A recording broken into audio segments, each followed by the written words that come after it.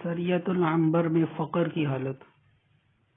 نبی اکرم صلی اللہ علیہ وسلم نے رجب 8 ہجری میں سمندر کے کنارے ایک لشکر 300 آدمیوں کا، جن پر حضرت ابو عبیدہ رضی اللہ تعالی عنہ امیر بنائے گئے تھے، بھیجا۔ حضور اقدس صلی اللہ علیہ وسلم نے ایک تھیلی میں کھجوروں کا توشہ بھی ان کو دیا۔ 15 روز ان حضرات کا وہاں قیام رہا اور توشہ ختم ہو گیا۔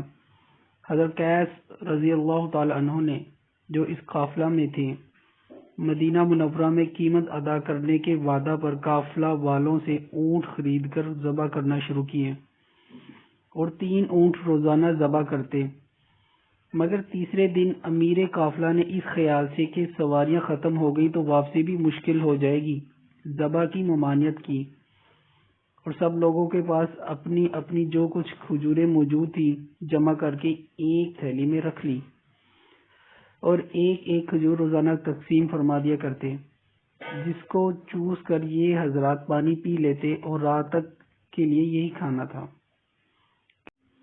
کہنے کو مختصر سی بات ہے، مگر لڑائی کے موقع پر جبکہ قوت اور طاقت کی بھی ضرورت ہو، ایک کھجور پر دن بھر گزار دینا دل جگر کی بات ہے۔ چنانچہ حضرت جابر رضی اللہ تعالی عنہ جب یہ قصہ لوگوں کو حضور صلی اللہ علیہ وسلم کے بعد سنایا تو ایک شاگرد نے عرض کیا کہ حضرت، ایک کھجور کیا کام دیتی ہوگی؟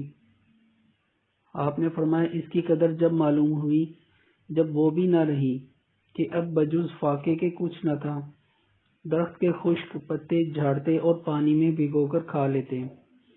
مجبوری سب کچھ کرا دیتی ہے اور ہر تنگی کے بعد اللہ جل شانہ کے یہاں سے سہولت ہوتی ہے۔